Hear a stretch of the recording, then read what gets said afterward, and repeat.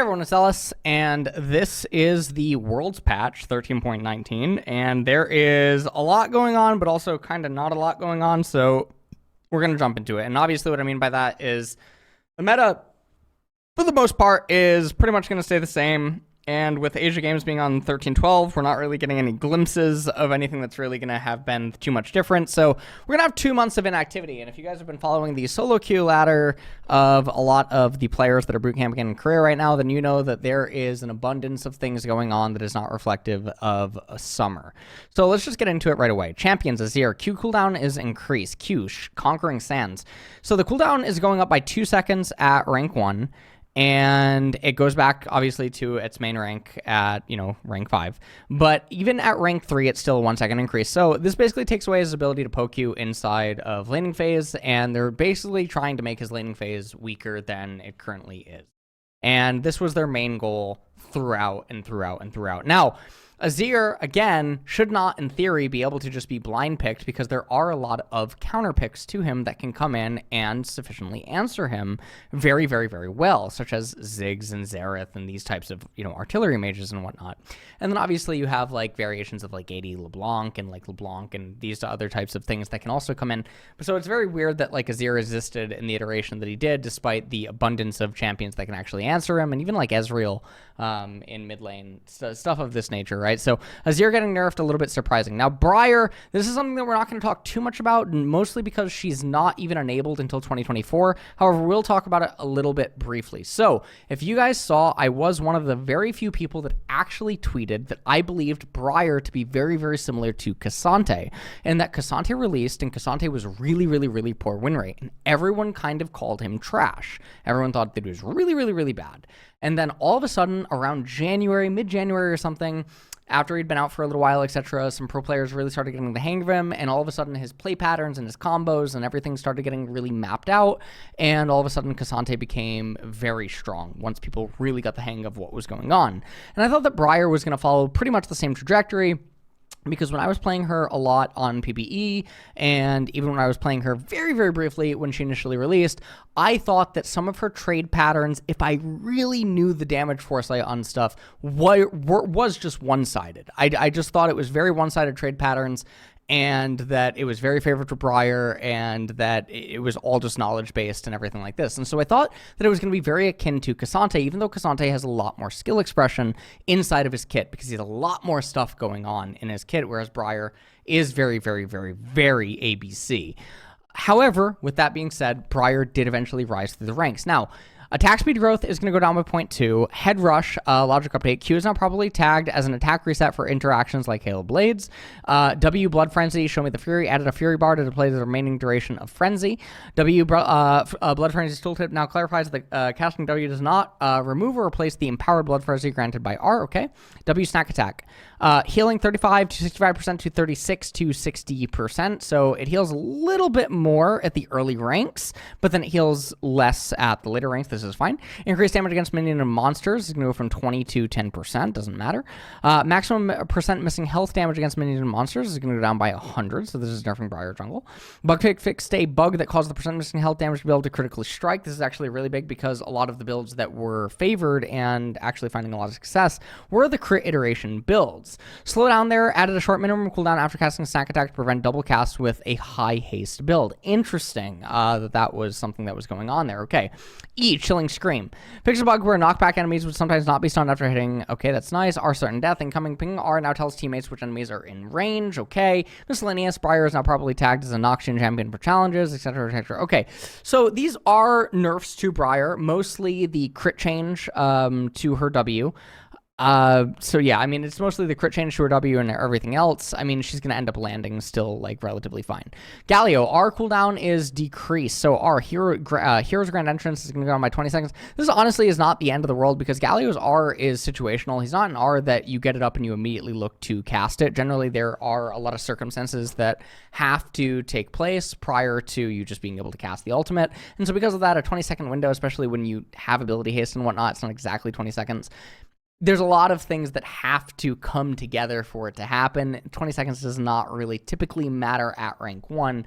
And even at rank 2, the extra ability haste and whatnot, and again, rank 3, this is a pure placebo buff. No matter what, I mean, this is just exactly what it is. It is just a placebo buff. Gangplank. Our cooldown is decreased. Death's Daughter upgrade slow is increased.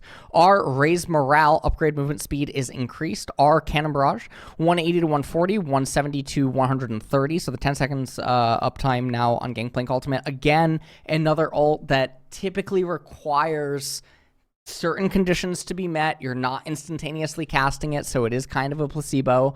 Upgrade Death's Daughter slow 60% for 1 second to 75% for 1 second. That's a really big one. Okay. Upgrade raised morale movement speed is 30% for 2 seconds, 40% for 2 seconds. These are really big. Okay, those are big. So the slow increase as well as the movement speed, those are really big changes, but the actual cooldown itself, not a big change. Okay. Jhin, our minimum physical damage is increased. Current Cole. Minimum physical damage 50 to 200 plus 25% total AD to 64 to 244 plus 25% total AD. So he's getting 14 and obviously has 4 bullets. So, you know, I mean, he's getting a relatively good amount of damage on his R at rank 1. Is this what's gating Jhin from being able to be competitively viable? Absolutely not. No, not in a million years. There's a million other things that is getting Jhin from being competitively viable, and it has nothing to do with his ultimate. So Jhin right now, his main problem is that he's a lane neutralizer that eventually just becomes a W bot, and you can't actually invest enough gold into him to actually make him worthwhile as like a hyper carry compared to the real hyper carries. And so he fulfills the role of a utility 80 carry through and through, and this negligible amount of damage increase does not change that. Okay. LeBlanc. Attack speed ratio is decreased. Attack speed growth is increased. Okay, so let's take a look at all of this. So the attack speed growth is going to be 1.4 to 2.2%. Attack speed ratio is 0.625 to 0.4.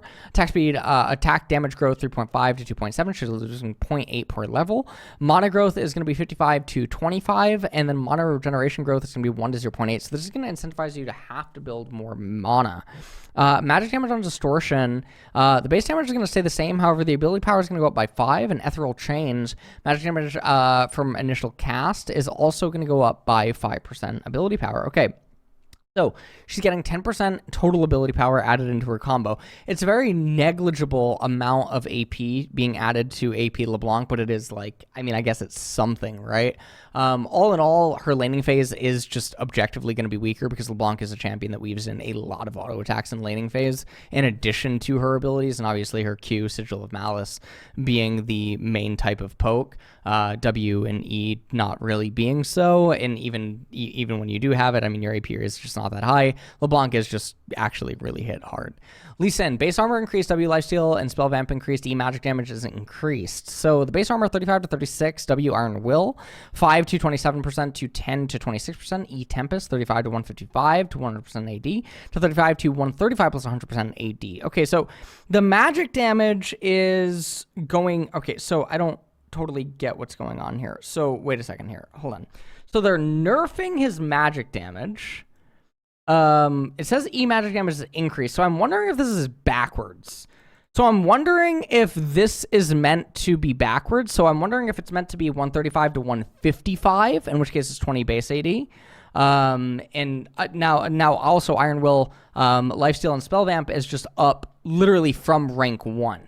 So you actually don't have to put points into it. Now, this is one of the things that Lee Sin, Lane Lee Sin, used to do back in the day, is he would have 333, or he would have different variations of E, W, and Q, depending on different matchups in order to benefit from the different instances of Lifesteal and Spell Vamp and Shield Strength and yada, yada, yada. So this is actually making it so that, you know, Lane Lee Sin and stuff can actually end up coming back, because this is actually a really big buff to Lifesteal and Spell Vamp, as well as the base damage on his E. So this is very, very big for Lane Lee Sin, absolutely. Lissandra, W root duration is increased. W Ring of Frost is going to go up by 0.15 seconds. Complete placebo buff, fake. Nunu and Willump, EA ratio is increased. Magic damage per hit is going to go up by 5% AP, does not matter. And also the Deuce tournament ended up, ending. Kesha got absolutely blown open by Ogren, and in addition to getting blown open by Ogren, he also got blown open by Twitch. Shout out to the 2-week ban that Kesha just ended up getting on Twitch. Love the music. Apparently Twitch did not not, as Kesha did get hit with a DMCA by Nemesis. So yeah, anyways, Pyke, health growth increased, W cooldown is decreased, base stats 104 to 110, so he's getting 6 more HP per level, and W Ghostwater dive is going from 12 seconds to 12 to 8 seconds. So this is really interesting because obviously Davemon is in Korea right now. Probably the most notorious non-Korean Pyke player, I think. Or at least I believe he is. And so this is obviously going to be really nice buffs for him.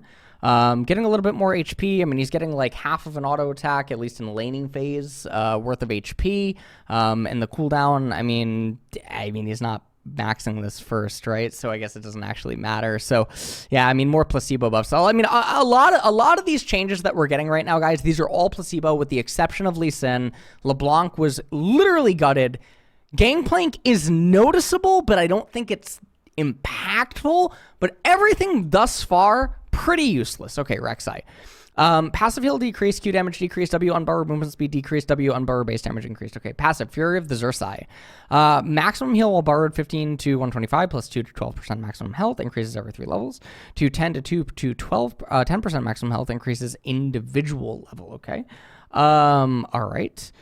Q Kuhn's Wrath. Bonus physical damage. Oops, sorry. Ooh, geez, read a Rek'Sai change. I got really sleepy, I guess, because no one cares about Rek'Sai. Okay, Q Korean's Wrath. Bonus physical damage 34 to 50% total AD to 30 to 50% bonus AD. So once you end up maxing it, it goes back to the same exact thing. You're rank 3, you're only missing 2% total AD. W bar bonus movement speed 15 to 30 to 5 to 15. That is kind of brutal. To be totally honest with you. W unbar physical damage 50 to 110 plus 80% to 50 to 190. So when you land the unburrow, your damage is actually very big. Your damage is extremely large when you land the unburrow. Okay. Sort of whatever. Okay. Renekton, base magic resistance is decreased by 4. So this makes mid lane Renekton a little bit weaker, makes his matchup against Rumble weaker, makes his matchup against Jax weaker, makes his matchup against Teemo weaker. I'm trying to think of like other matchups that specifically he gets weaker against, but mostly those are the ones that immediately come to mind, at least in top lane. Obviously, Gwen would be another one. He gets a little bit weaker against this, and I mean, that's fine. Syndra, Q magic damage is increased. They have to be really careful with this. Okay, so it's only going up by 5. Now, I don't think that actually affects Syndra's ability to wave clear. However, you got to remember that Syndra eventually gets 2 Dark Spheres, so it's actually 10. That this ends up being increased by. So it is a little nice buff. Syndra does need every little bit of oomph that she can possibly get, but we are going to have to just wait and see what the itemization changes are going to be, because Riot has already announced that they're going to dumb down itemization. Our spray and pray missile speed is going to go up by 1,000, so it increases DPS, but TDD is going to end up being the same roughly. Zeri base movement speed is decreased by 5. Does not matter. Items, Ronduin's Omen. Total cost is going to go down by 300. That's huge! Huge for Ronduin's Omen. Some items are highly specific to their needs, and that's perfectly fine. This is super big. Wow, really big hit to a lot of the crit champions, as well as like Yasuo and Yone and stuff. This is a really, really big buff for tanks. Really big buff for tanks, even really big buffs for some tank supports that can end up just going Ronduin's Omen for really specific purposes. Here's Arm Guard, it's going to go up by 5 armor. Doesn't matter because you don't end up ever building this item over Fiendish Codex. And Stopwatch, you're never going to have Seekers in your inventory, even with the 5 armor buff. Static Shiv, Electroshock damage to minions is going to be down by 50. This is fine. QS, OS minimum spec updates. Okay, so this is really cool. So they are slowly increasing the graphics. Behavioral systems, ranked restrictions. Now you can receive rank restrictions in addition to your other penalties. This keeps you from playing ranked game modes until you clear them. Enabling rank, get rid of your rank restrictions by playing 5 games in a non-ranked mode. These skills include blind pick draft, ARAM, and rotating game modes. Okay. Ping adjustments. Okay. In this patch, we're tuning ally ping. Okay. Obviously, this is one of the dumbest things in the entire world, but I haven't commented on it. You guys have already seen enough of that on Twitter. Accessibility update. Okay. Intro bot PBE test. I will be making a video on this once I end up playtesting it myself. And there is a lot of skins on this patch. Honestly, I'm not even going to look at them because I'm just not that interested in them. This personally is the worst skin line that I've ever seen released. I'm super sorry. It just is. I really hope that 1320 has a really good skin line. This is just, I do not care about the skin line. I'm not even going to look at it. The best skin in this whole thing is just the Renata Glask. And even this, I mean, it doesn't even look like Renata. Like, let's be totally honest. This is not Renata. Like, this could pass for LeBlanc. This could pass for, like, Zyra meets LeBlanc a million times over. This honestly looks like Guilds of Ravnica meets, like, LeBlanc a million times over. It has the same aesthetics. I mean, it has, like, an autumny vibe. I'm just waiting for the Harrowing skins this year, guys. I'm being totally honest with you. But anyways, yeah, 13-19. This is the Worlds patch. We got nothing. Nothing in this patch. Nothing. Briar's disabled for Worlds. Neferi enabled. No one's playing her. Gangplank did get a buff. LeBlanc AD removed. Lane Lee Sin enabled. That's it. This patch is the biggest joke pile of garbage ever, man. Riot is asleep. Riot's been asleep all summer. Riot's been asleep for a while. I'm pissed. Everyone's pissed. Look, this is the first Worlds in I don't know how many years. Look, there's no hype around this Worlds. The Gods theme song just came out on Twitter literally yesterday, okay? I'm barely seeing it like trend anywhere, okay? I'm not seeing anything, okay? There's no tracking the pros this year. No one cares about the meta. Everyone hates the items. Everyone's complaining about the pings. Riot isn't listening to the community literally anywhere. Like, the skins of this patch suck. There's no meaningful changes in this patch whatsoever, man. The new champions that have all been released aren't even going to be playable at Worlds, and even if they were playable, they're not even viable. Like what even is this? Asia Games, which is the most competitive tournament in recent times, excluding like the Drew Toot series thing, is being played on 13-12. Okay, we have 2 months like inactivity. We're gonna have like Orianna showing up at Worlds and stuff. Like what? Like Riot, you messed up, man. You guys messed up. Okay, you really screwed the pooch. Okay. This season was single-handedly the worst season in League of Legends history. This absolutely is the creme de la creme of the worst season that League has ever had. All around. Like, this is just a absolutely awful season, no matter how you want to cut it. The meta is garbage. It is the slowest changing meta in every single region. Riot said that they would be proactive and that the pros weren't like responding to the meta quick enough and so that they would take action. Then they said that the meta changed and so that they didn't need to take action. Well, that was just bullshit because barely any champions actually changed. And if that's what we determined to be a healthy meta, then I mean, I think the game is just in for like doom and gloom. Oh man, Worlds is gonna be interesting, guys. Worlds is gonna be really interesting. I'm going to obviously make the World's tier list, and that'll come out in probably, just under a week or something like that. I'll be doing it with several pro players and whatnot. Might be streaming the creation of that tier list and whatnot. Obviously, it's going to look very different from like 13-15, which is the last competitive patch that we ever got to see. There's probably going to be like stuff like Orianna and these types of champions that are going to be appearing. I do think that like the Drew Toot series did lend some credence to like competitively viable champions and whatnot, but I do still think that like a lot of the champions that have just been good for the entire year are still just like the best. Like Kai'Sa is still just the best. And no, not when you do the not when you do the brain damage like cinder block fell on your head as you were walking under an overpass, okay? Umbral Glaive build. I don't know where people got that. I don't know where they saw it, okay? What I do know is that they clearly have been holding their breath for more than 10 minutes without an oxygen tank if they actually think that build's good. So like Kai'Sa, Leandre Kai'Sa, this type of stuff, Luden, if like you're following up on bursts and this type of stuff, I mean, that iteration of Kai'Sa still going to be really good. Xayah, if like, champions are coming into you, are still going to be really good. Ezreal is still going to be a good champion. Orianna, I expect to have a lot more prevalence, obviously, at Worlds. Jarvan, Spear of Sojin type meta, this type of stuff is going to exist, right? Bel'Veth, I'm not sure about Bel'Veth actually in competitive, to the same extent. I think like Xin Zhao with like enchanters, these types of things. This is the worst, biggest, most pathetic. Just I want to use curse words, but I'm just not going to.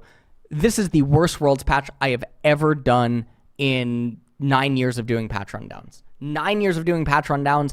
This is the most disappointing, depressing, just pathetic patch I've ever seen that Riot has released from Worlds. I am disappointed that I read this and I'm sad that this is the outcome of the patch. I am sad that this is what the event will debut on. I don't know. And, you know, people can just say that I'm, like, being negative and whatever else. But, guys, just, like, look around. Look everywhere. Look at Twitter. Look at TikTok. Look at YouTube. Look at Reddit. Look literally everywhere. It's not even the loud majority at this point. It's literally just everywhere. Everyone everywhere from all different communities, all different sects, and all different cliques and everything. Everyone is just saying pretty similar things. So I don't know, when does it change? I'm not sure. But you know what, guys? Find out in the next one in 1320.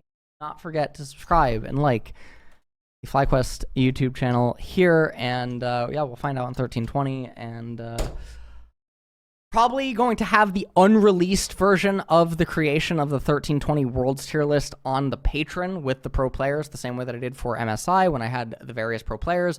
Each conversation 1 to 2 hours long. The unfiltered versions were on Patreon, and obviously the cut version made it onto YouTube. That's featured several minutes of each person, etc. That's going to be it. But Worlds meta is not going to be all that different, guys, from 1315. This is just the sad reality, and obviously Asia Games is not helping. So that's it. See you guys later.